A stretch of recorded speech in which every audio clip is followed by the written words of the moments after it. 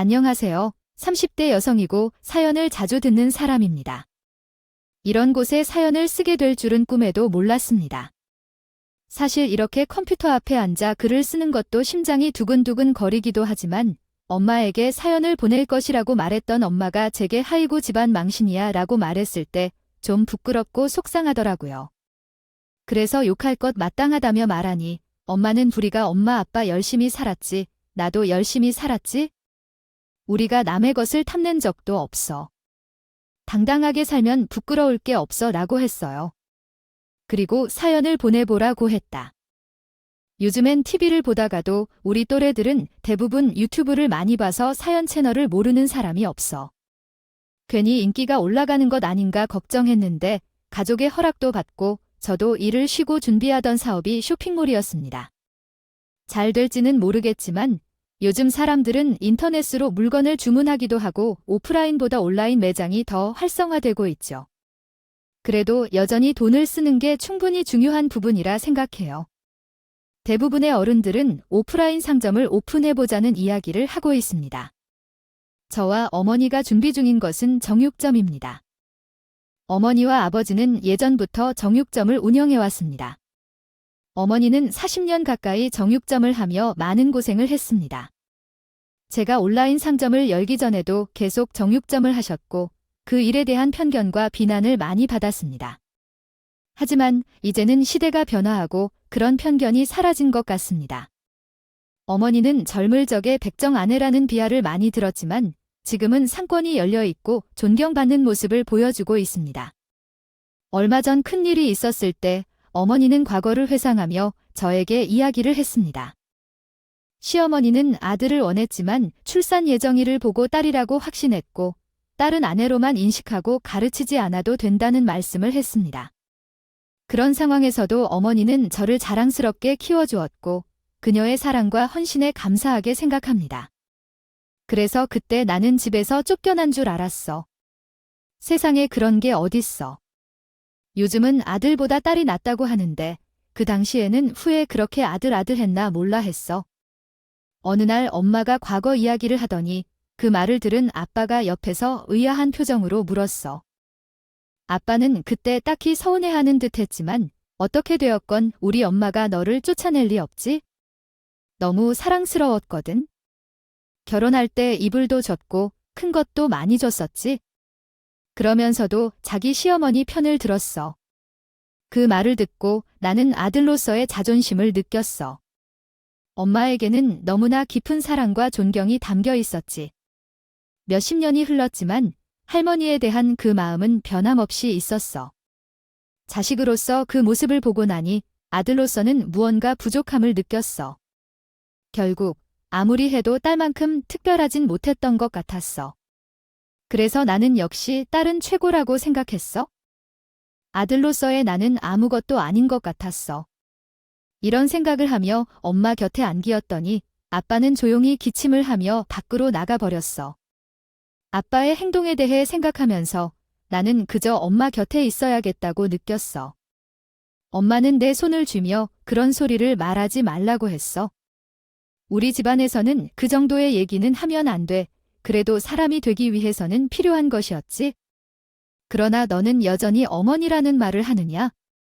하이구, 너 이 철없는 녀석아, 단지 다른 사람의 어머니라는 말도 하지 마. 그냥 그가 죽어버린 년이야. 세상에 어떻게 그런 면이 다 있어? 나는 아직도 그 여자 생각만 하면 여기 가슴이 아파 죽을 것 같아. 너를 그녀 집에 보내준 것을 생각하면 정말 여기 가슴이 타미어진다. 그러니까 하면서 심장이 툭툭 치더라고요. 아이브 엄마 됐어. 다 지난 일이야. 이제 그만해야 돼. 난 앞으로 평생 엄마와 살 거야. 엄마 옆에 딱 붙어 있을 거야 하면서 팔자가 있겠죠. 사실 이야기는 항상 그랬어요. 저는 엄마의 인생 이야기를 듣고 싶고 엄마가 살아온 이야기를 듣고 싶은데 항상 대화는 제 이야기로만 흘러갔어요. 엄마의 인생의 절반 이상은 저 때문에 산다며 엄마의 인생은 저로 시작해서 저로 끝난다고 항상 말씀해 주셨어요. 그런 이야기를 들을 때마다 좀 마음이 아팠어요. 엄마도 자신의 인생이 있는데 저를 너무 사랑해서 그런 건지 아니면 죄책감 때문에 그런 건지 저를 보면 맨날 눈물을 흘리곤 했어요. 날 따 도 아끼지 마 소리 했어요. 날 때문에 우리 딸의 인생의 절반이 생겼어. 그렇게 낳았는데 정말 그러려고 했는데 하면서 죄를 느꼈어요. 사실 엄마는 전혀 부족한 게 없는 사람이에요. 나도 부족한 게 없다고 생각했고 어렸을 때부터 정육점을 했던 우리 집은 꽤 장사가 잘 됐어요. 물론 그 장사가 잘 여기까지 몇 번이고 넘어졌다 일어나고 넘어졌다 일어나는 것을 반복했으니까요. 제 어릴 때 기억이 선명하지 않지만 제가 초등학생일 때였습니다. 저는 가게에서 퍼즐 맞추기를 하고 있었는데 어느 아줌마 한 명이 들어왔어요. 그리고는 다짜고짜 아줌마가 누가 여기서 장사하냐고 내가 분명 얘기했을 텐데 우리 동네에 청육점 못 들어온다고 하면서 소리를 쳤어요. 그때 하필 의아했던 빠른 근처 식당에 고기 배달을 갔다가 엄마 혼자 있었는데 엄마가 깜짝 놀라면서 무슨 소리 하는 거야? 우리 여기로부터 참 좀 오래된 것 같은데 누가 그래? 누가? 그리고 아줌마가 어디서 얼마나 내가 여기 이전에 어떤 소울을 샀는지 말해주겠니요? 누가 그래요? 누가? 그리고 그 아줌마가 어떻게 얘기하잖아. 날 위한 얘기하는데 하면서 덩달아 엄마도 화를 했죠. 그런 거예요. 어디서 카미나한테 들어 이거 봐 줄만한지 하고 봐줘 엄마. 여긴 내 땅이야 왜 이래요? 내가 부동산에 다른 게 다 들어와도 정육점만큼은 안 된다고 했는데. 감히 정육점에게 어떻게 어디? 내 땅에도 축하는 년 놈들이 들어와서 땅값을 떨어뜨리기 하고 싶겠니? 한 달 줄 테니까 싹 다 정리하고 당장 나가. 일 그러면 나도 어떻게 할지 몰라 하며 화를 내는 겁니다. 이 아줌마가 무슨 소리야? 내가 여기 건물 주인을 만나서 부동산과 최대로 계약을 했는데 어디서 땅 타령이야? 악당 타령은 계약서에 어딨어? 그때 그 남자 우리 계약했던 것을 알고 있는지고. 큰 남자가 당신 남편이에요 하면서 엄마가 서랍을 뒤적거리던 도중에 가게 앞에 서 있는 아줌마는 이 아줌마가 술을 마셨나 봐. 무슨 소리야? 라며 대응했습니다. 소리는? 이거 봐. 이 건물은 내가 주인이고 나는 땅 주인이에요. 대체 누가 뭐라고 하는 거야? 부동산 명한 줘봐 전화로 보조 보라고. 일이 있어서 외국에 나갔다 온 사이에 뭔 말도 안 되는 일들을 벌였어 라며 엄마가 이야기했습니다. 그러던 중 엄마는 명함을 건네면서 세상에 우리 가족이 부동산 사기를 당한 거야? 떠라고요 라고 했어요. 우리 부모님과 계약을 한 건물 주인도 부동산도 전부 유령인데요. 전화를 걸어봐도 없는 번호라는 음성 메시지만 나오고 진짜 주인인 외국에 나간 사이 남편이라는 사람과 대리 계약을 했어. 이런 말도 안 되는 일이 생겨버렸어 라고 했습니다. 엄마는 아줌마를 찾아가면서 사부님, 여기서 창사 좀 하게 해주세요. 우리 지금 당장 어디로 옮겨야 할지 모르겠어요. 가게에 맞춰서 집도 찾고 애기 학교도 찾아야 해서 당황했어요. 6개월만 시간을 주세요. 우리는 돈을 모아서 임대료를 다시 넣어드릴 테니까 라고 부탁했습니다. 그러나 주인 아줌마는 강경히 반대했습니다. 전 꼭 내 건물로 올라오는 사람들 중에는 점심도 먹지 못할 청력점이 들어오는데 다른 것들은 다 되지만 정육점을 용납할 수 없어. 그래서 고기를 먹지 않겠어요 라며 말했습니다. 내가 알아 참.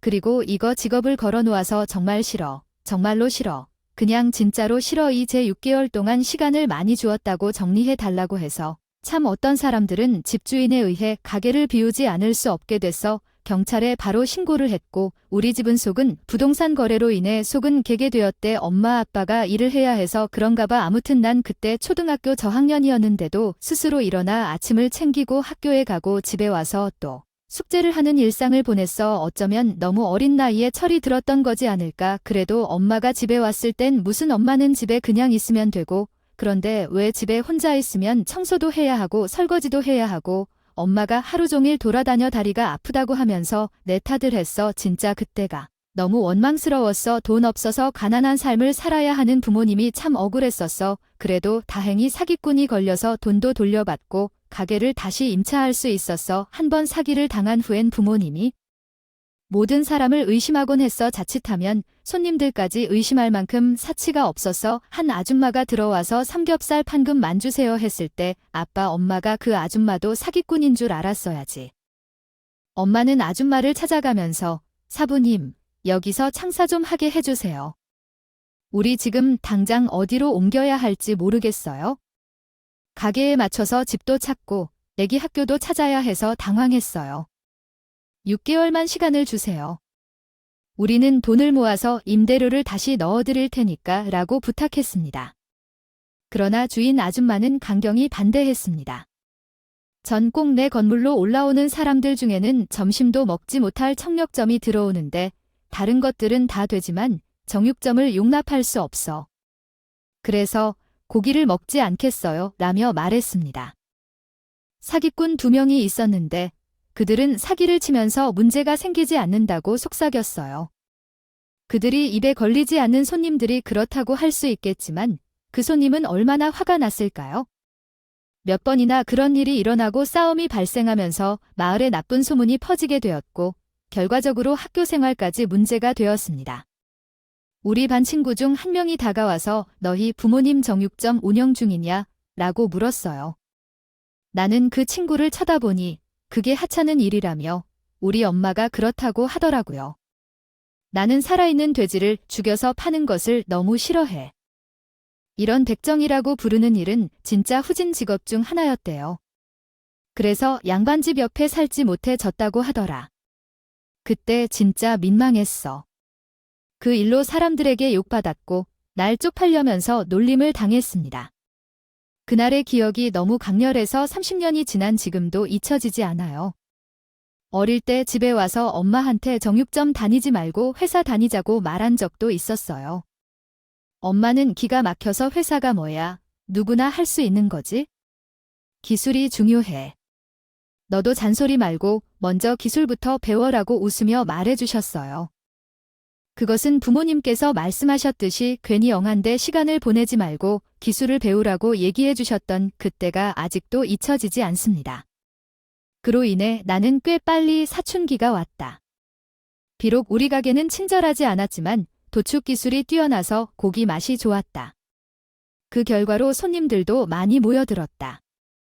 우리 동네에는 우리 가게와 더불어 또 하나의 정육점이 있었는데 그 집은 파리만 날리고 있었지만 우리 가게는 사람이 북적북적했다. 3번째 가게로 이사를 간 곳에서 우리 가게는 잘 되었고 거기서 오랜 시간을 보냈던 것이 기억난다. 초등학교 3학년 때 가게를 운영하기 시작했는데 22살까지 가게를 한 것은 그 동네에서는 터줏대감인 셈이었다.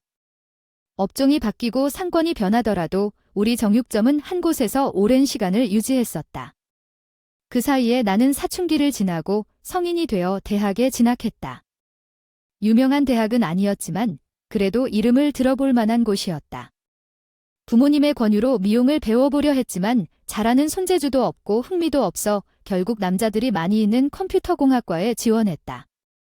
어릴 때부터 기계에 흥미를 가지고 있었고 수학을 좋아했기 때문에 컴퓨터공학과에 지원했던 것이다. 입학할 때 화제가 덜했지만 주목받은 적도 있었고 입학식부터 껄떡대는 친구들도 많았습니다. 그런 상황에서도 슬퍼하지 않았고 진실은 일절로 배워야 했고 남자친구를 만나기 전에 다른 학교나 학과 친구들과만 만났어요. 연애를 할 때도 부모님은 큰 흥미가 없었죠.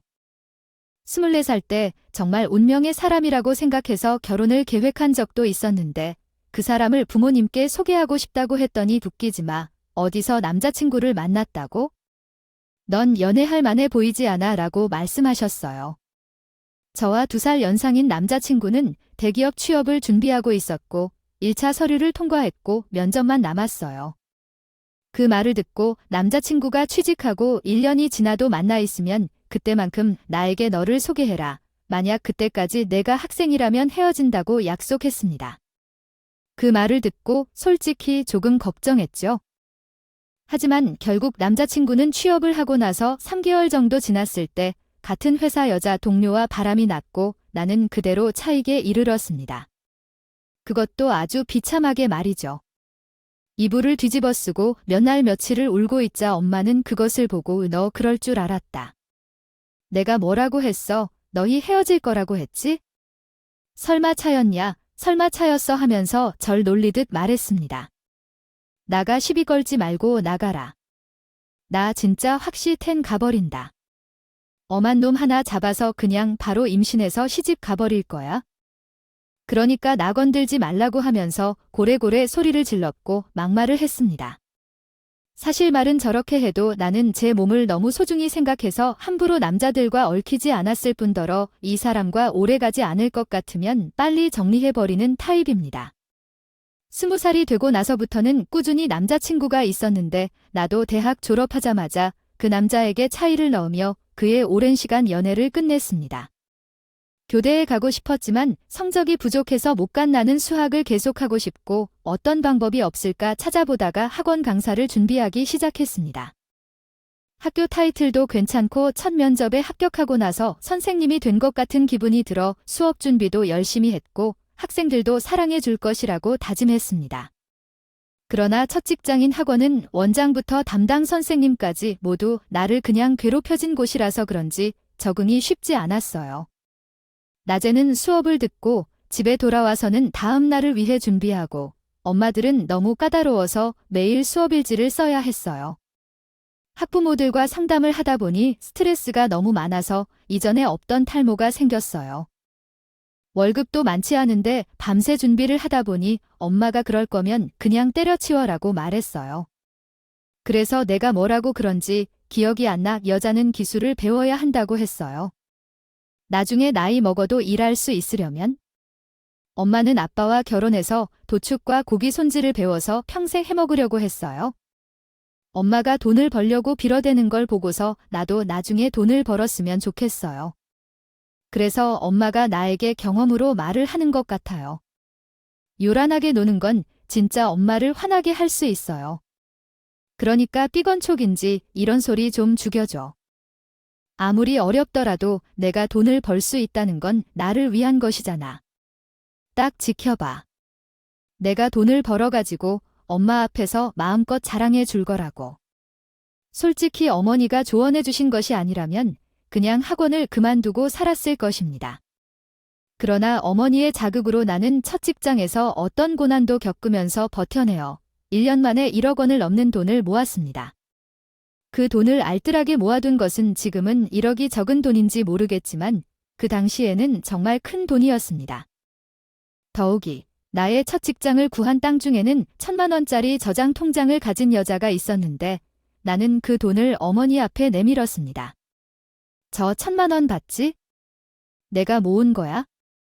어머니와 아버지가 죽어도 못 모아올 그런 1,000만 원, 나는 1년 만에 다 모았어요. 하면서 자랑스럽게 말했습니다. 하지만 어머니는 그걸 보고 우리가 1,000만 원을 못 모았다고? 그때엔 못 살아왔으니까 그랬지? 하면서 꾸물거리더니 통장을 확인하고는 약간 울컥하셨는지 크게 우리 딸이 이렇게 돈도 모을 줄 알았니? 엄마 아빠가 얼마나 씁쓸하게 돈을 버는지 말하는 경우에는 소중히 저의 손을 잡아주셨습니다. 이렇게 나는 그 돈을 부모님께 드리게 되었습니다. 그동안 먹여주시고 길러주신 보람이다. 하지만 어머니는 그 돈을 아끼어서 사용하지 못한다며 서랍 속에 넣어두었습니다. 그 이후로 나는 직장을 옮겨가며 성과를 높였고 강남의 유명 학원에서도 스카웃 제의를 받아 일하게 되었습니다. 그러나 시간이 흐르며 돈을 많이 벌었지만 연애를 하지 못했습니다. 그래서 30이 되고 30 중반을 향해 양말 찢기 중에 어머니가 너 결혼해야 할 거 아니야? 연애도 하고 있잖아 라며 새로운 스트레스를 주기 시작했어요.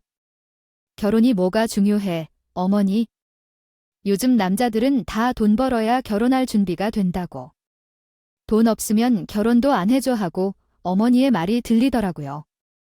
그러자 어머니는 내가 결혼할 수 있는 사람이 있으니까 잔소리 말고 선뜻 준비나 해. 돈이 부족해서 결혼할 수 없다고 뭐야? 돈 있는 집에 시집 가면 돈도 필요 없잖아. 내가 중매해서 알아볼 테니까 그런 고자란 일부러 하지 말고 하고 그러더라고요. 그리고 일주일 뒤 어머니는 진짜 중매를 제안했어요. 사진을 보여주면서 이 사람 한국에서 상당히 큰 건설회사 중에 하나인데 대표이사라더군. 아버지가 사업을 엄청나게 한 집이야. 우리 집과는 적잖이 많이 다르지. 원래 이 사람은 아무렇지도 않게 선천사 안 간단 건데 우리 딸이 강남에서 수학 강사를 한다고 하니까 만나보기라도 하자고 약속을 잡았어. 그래서 잔소리 말고 나가 하고 제게 통보하든 말하더라고. 거야. 대표이사의 어머니가 어디 팔려 가능한데 결혼은 조건이 맞는 사람과 해야지. 결혼은 불행의 드라마나 영화가 아니야? 이런 경우에 다이를 원하거나 실행해서 쫓겨날 수도 있어. 복수하고 끝나자.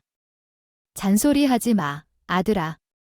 그런 결말을 모르겠어 하고 막말을 했어요. 이야기를 이해했습니다. 여기에 한국어 번역을 제공해 드리겠습니다. 그건 드라마이고 현실은 달라. 이 녀석아, 마음만 먹으면 요즘 집안이 무슨 상관이야? 그리고 누가 결혼하래 이런 기회가 흔치 않으니까 만나보라는 거지. 그러니까 찬소리 말고 아까 나가서 그냥 확 결혼해서 팔자 낳고 나도 사위 자랑 시댁 자랑 좀 하고 살아보자 하면서 저를 선자리로 등 더 밀었습니다. 그렇게 떠밀려간 선자리에서 더 웃긴 건 그 남자가 저를 너무 마음에 들어 한다는 거였습니다. 얼마나 여자는 안 만난다고 했던 사람인데 어떤 이유 때문에 저한테 푹 빠졌는지 모르겠지만 저를 쳐다보는 눈빛이 나 밥을 먹고 나서 헤어졌는데 바로 연락이 와서는 다음 약속을 잡더라고요. 솔직히 저 좋다는 남자 너무 오랜만에 만나서 그런지 저도 나쁘지 않았고 엄마한테도 괜찮던데. 그냥 재밌게 시간 보냈어. 하고 담백하게 말했지만 엄마는 호들갑을 떨면서 세상에 인터넷에 검색 좀 해보자. 그 회사가 얼마나 큰 회사인지 알아야 해 하면서 난리를 피웠쯤해요. 결혼을 전제로 만나는 사이라 그런지 2달 정도 만났을 때 남자 쪽에서 먼저 조심스레 결혼 얘기를 꺼냈습니다. 그때가 사귄 지 1달쯤 됐을 때였나 합하면 20번도 안 만났는데 뭔가 결혼을 서두르는 느낌이 들었죠. 결혼이요 저도 결혼을 안 하겠다는 것은 아니지만 그래도 1년 정도는 만나보고 해야 되지 않을까요? 물론 저도 석진 씨 너무 좋고 그런데 결혼을 언급하자 당황스러워서 말을 흐려서 그랬지만 사실 나는 너무 서둘러 결정한 게 아니라 네가 마음에 들어서 너를 부모님께 소개하고 싶고 너와 함께 가정을 이루고 싶어서 그렇게 한 거야. 절대로 강요하거나 그런 의도는 없었고 내 마음이 결정될 때까지 내가 확신을 갖게 될 때까지 기다릴 거야. 그렇게 우리는 만났고 1년 동안 사귀게 되었고 우리는 결혼 약속을 했어. 결혼 준비는 조금 서둘러야 했지만 솔직히 말해서 우리 쪽에서는 의견을 말해도 남자친구가 원하는 대로 할 거라고 생각했어. 우리 집은 돈이 많지 않고 남자친구는 많이 벌기 때문에 결혼 비용은 남자친구 쪽에서 전부 부담하겠다고 했어. 웨딩홀, 음식, 청첩장 등 결혼에 필요한 모든 것은 남자친구 쪽에서 정할 거라고 했어. 나는 결혼식에 큰 관심이 없어서 상관없다고 했고 엄마는 기뻐하며 하늘이 내린 재산이라 결혼해서 참 좋겠다. 내가 할 일이 별로 없겠네 라고 했어. 결혼 후에는 서로 돕는 게 맞겠지? 이렇게 결혼식이 준비되어 가는데 정말 감사하다는 말씀을 하고 싶어요. 내 친구가 혼자 호들갑을 떨며 내가 알아보겠다고 했을 때 나는 그의 결혼 준비에 대한 감사함을 느끼면서도 주변의 우려를 듣게 되었다. 너무 시댁의 의견만 따르는 거 아니야? 결혼은 한 번뿐인데 내 의견은 없어? 이런 식으로만 하면 나중에 둘 다 시부모님의 영향을 받아 살게 될지도 몰라 하면서 친구들은 걱정의 목소리를 냈다. 하지만 나는 친구의 시부모님에 대한 이야기에서 좀 서운한 감정을 떨쳐야 했다. 처음 만나러 갔을 때부터 시어머니가 우리 집이 먼저야 라며 말씀하셨을 때 마음이 아팠다. 그러나 결국에는 서로 이해하고 서로에게 편안한 말을 해주면서 친구를 지지해 주었다. 결혼은 두 사람의 일인데 상견례 비용을 시댁에서 모두 부담하겠다는 그의 결정을 존중해 주었다.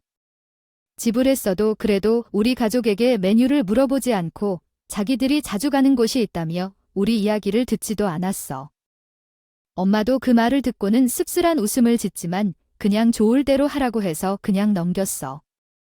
그게 왜 그렇게 중요한지 알려주면서 속으로 화가 났지만 남자친구를 사랑하고 남자친구도 나를 많이 사랑해주니 결혼하면 다르겠지. 시댁과 만날 일이 많이 없을 테니까 그냥 참았어. 솔직히 친구들에게라도 부모님 욕을 하고 싶었는데 괜히 내가 싸가지 없는 것 같아져서 말을 하기가 조심스러웠어. 그래서 그냥 내 혼자 참았어. 하지만 결국 사태가 터졌어. 너무 참아왔기 때문일까? 결혼 초반에는 제품도 많이 받고 기도만 들어주던 남편이 어느새 중심을 잃어간 느낌을 받았어. 처음에 한 달에 한 번씩이었는데 결혼 6개월 차가 되니 매주 시댁에 가서 밥을 먹고 있었어. 우리 부모님은 결혼한 지 꼴딱 2번 봤는데 매주 시댁에 불려가서 밥 먹고 골프 치고 등산 가고 별장에서 고기를 굽는 건 너무 하고 싫고 즐겁지도 않았어. 그렇게 실증을 풀기 위해 1박 2일을 보내고 돌아온 일요일 밤에 엄마 집에 갈 것이다. 오랜만에 엄마를 못 만나서 혼자 나서 가는 길에 갑자기 눈물이 나길래 집에 도착해서는 펑펑 울었습니다. 놀라서 나를 보자마자 엄마가 무슨 일 있어? 왜 울고 있니? 하며 안아주었습니다. 엄마가 너무 보고 싶었어. 매주 주말마다 시댁에 가서 지치고 지루해서 스트레스 받아서 왕따 느낌이라도 들어서 굉장히 싫어하는데 매주 가야 해서 힘들어. 심지어 그날이 내 생일인데 시댁에서 뭘 해야 하는지 모르겠어. 이게 너무 힘들어서 외딴 섬에 있은 느낌이야. 엄마는 시댁이 그렇단 것은 어쩔 수 없어. 너랑 남편이 잘 살면 돼. 거창한 시댁은 어디에 있겠어. 집에 돌아가서 남편이랑 편안히 살면 돼. 남편 앞에서 짜증내지 말고. 그래서 엄마의 위로를 받고 집으로 돌아가서 남편과 대화를 해봤지만 남편은 무슨 소리인지 모르는 듯 했다. 어려워 느낀다고 말해서 더 이상 대화가 통하지 않는다고 생각했습니다. 그리고 다음 토요일, 우리 부부는 언제나처럼 시댁으로 갔습니다. 그곳에서 나의 딸어머니는 나를 보고 보시 너무 크지 않니? 조금 더 멋있게 입고 가세요. 라며 비판했어요. 아, 맞나요. 다른 옷으로 갈아입고 오면 되겠죠 라고 대답한 후에는 대화를 그만두었어요. 그 상황에서 어머니는 내가 그 옷을 입으면 안 된다는 듯이 대사를 하지 않았습니다. 하지만 난 어색한 상태로 어머니를 도와 식사를 준비하려 했습니다. 그때 누군가 벨을 누르고 남편이 가서 한 개의 선물을 가져왔어요. 장모님이 보내주셨는데 오늘은 당신의 생일이라 선물을 보냈다고 했어요. 아, 정말 귀찮게 해준 것 같아 하며 상자를 열어본 결과 세상에서 가장 작은 쪽지와 함께 고급스러운 선물이 들어 있었습니다. 그 쪽지에는 사돈님, 오늘 우리 아름다운 딸의 생일을 축하합니다. 함께 식사하는 자리를 마련하여 딸에게 선물을 보냅니다. 우리 딸을 아끼고 사랑해주세요 라고 적혀 있었어요. 그 쪽지를 본 시어머니는 지게 뭔데? 어머어머, 캐비어라고 하더라며 깜짝 놀라셨어요. 이 사돈이 이렇게 비싼 선물을 보내다니 어머나 정말 값비싼 걸 넣었네요 라고 말했습니다. 비캐비어를 선물 받은 주인공은 남편에게 먹어본 적이 있느냐고 물어봅니다. 남편은 이게 뭐 먹어봤지? 솔직히 내 돈으로 사 먹긴 아깝잖아 하면서 이것은 가품이겠지라고 말합니다. 비싼 것으로 알려진 비캐비어에 사람들이 모여 굉장히 놀라는데 주인공은 이를 감당하지 못하고 자신이 받은 선물에 대해 씁니다. 선물을 풀어보니 양이 적어서 놀랍지만 캐비어를 상찬에 올려놓고 사진을 찍고 있을 때 사람들의 눈길이 캐비어에 쏠립니다. 시어머니가 남편에게 캐비어를 먹여주려는데 남편은 이것은 진짠데? 나 우리가 먹은 거랑 맛이 똑같아. 가짜인가? 라고 말합니다. 그랬는데 맛이 전혀 다르다고 말했어요. 어머니는 그 모습을 보고 기특하다고 웃음을 참지 못해. 그런데 내가 맛있다고 하자 어머니가 깜깜이를 쳤어요. 그 모습을 보고 너무 놀랐어요. 하지만 나도 어쩌면 그것이 정말 기이해. 어쨌든 곳이 조용해졌고 어머니가 이것을 조금 먹은 후에 이렇게 이야기해선 안 된다고 말해줬어요. 나도 어머니에게 그렇게 말하지 말라고 말했어요. 이건 내 생일 선물이에요. 하지만 그것을 내 입에 집어넣었고 내가 무슨 말을 해야 할지 몰라. 그래도 그 사람이 정말 재주가 뛰어나 옷을 손질을 몰라. 하지만 내 생일 선물을 버린 것은 정말 웃긴 일이었어요. 그것을 내 가족이 화나서 밥상을 뒤집었어요. 남편은 내가 미쳤다고 그것을 왜 했는지 묻고 난 이해가 안 간다며 헛소리를 하더라고. 그런데 아마 어머니는 우리가 이해하지 못하면 안 된다고 생각한 것 같아요. 마침내 너무 화나신 어머니가 내 뺨을 강하게 치시며 미친 것 같다며 왜 못 먹은 것인지 물었어요. 우리 집에 없는 집은 안 된다고 하나 내가 아들이 좋다고 해서 집안과 학벌을 안 보고 결혼을 하겠다고 했더니 어디서 자식을 제대로 키우지 못하면서 이런 행동을 하는지 욕을 했습니다. 처음에는 기가 막혀서 왔지만 참는 성격이 아니라 어디서 학벌이 없는 집이 어쩌고 웃기고 있다고 말했네. 진짜로 남편을 잘 만나서 돈이 좀 있으면 어디서 애교를 부리는데 이게란 돈들 남편이 번 돈인데 그러니까 아줌마야지. 남편한테 고맙다고 해야지 어디서 개뿔이란 거야. 아무것도 모르면서 고졸이 있으니 아줌마들도 고졸잉 하는 거야. 웃기지 마. 사업이 무슨 직업이야. 그런 사업 안에서도 잘 먹고 잘 살 수 있고 어디서 내가 얼마나 돈을 가지고 있어도 당신들처럼 살지 않아. 사람을 무시해도 돼도 유혹하지 마세요. 내가 남편을 잘 만나 돈을 벌었다고 해서 이런 식으로 다정하는 거 아니에요? 어디 가장 귀한 딸인 자녀만 함부로 다루지 마세요. 나도 같은 사람들 때문에 참고 있는데 성격 없는 줄 아세요? 당신들은 돈만 가지고 뭐 달리 할 거예요. 그러니까 사람들을 그렇게 다루지 마세요.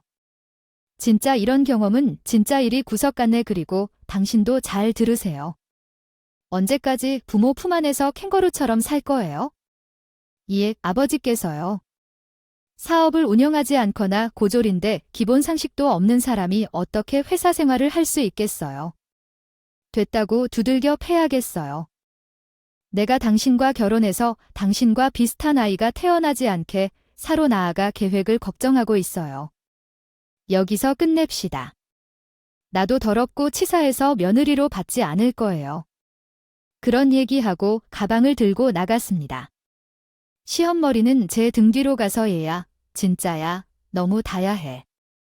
모처럼 여유가 있어서 하니 어찌하여 할까 하나, 아하, 읽고 있던 중에 갑자기 쿵 하는 소리가 났어요. 그렇게 하든 말든, 그렇게 뒤지든 말든 제가 아무것도 보지 않고 그 집을 나갔습니다. 그러면서 나는 즉시 친정으로 돌아가서 엄마가 나를 보고 선물을 받았어요. 좀 신경 쓰며 받아서 고맙다고 말했어요. 엄마, 나는 이제 그 사람과 헤어질 거야. 엄마 덕분에 그 집의 모든 구석을 알아버렸어요. 뭐 따지자면 선이 터진 거지? 따라서 이렇게 알고 있으니까 그렇게 할 거예요. 그렇게 말하곤 방 안으로 들어왔습니다. 엄마는 방문을 두드려가며 달에 아빠 말을 하며 왜 그러는데 내가 뭐 잘못했어? 왜 그래 하며 곧 골방이 되었습니다. 우리 두 사람은 서로 이혼 마음을 먹었고 생각했듯이 일이 빠르게 처리되었습니다. 잘한 것도 없고 잘못한 것도 없고 깔끔하게 합의 이혼했습니다. 그리고 일부 사람들은 그것을 보고 운을 걷어차더라도 그것을 견했어요. 돈이 많은 집에 시집간 사람도 이 정도를 견디지 못하냐고 말했는데 나는 견디지 못해요. 견디는 이유도 모르겠고요. 그래서 그 이후로 나는 집을 나와서 다시 학원에서 일을 하며 원장님의 권유로 작은 사업을 시작하기로 결심했습니다. 솔직히 말하면 우리 부모님은 어디에서도 빠지지 않는 기술을 가지고 있으며 오히려 뛰어나다. 이제 나도 조금씩 배우려고 해요.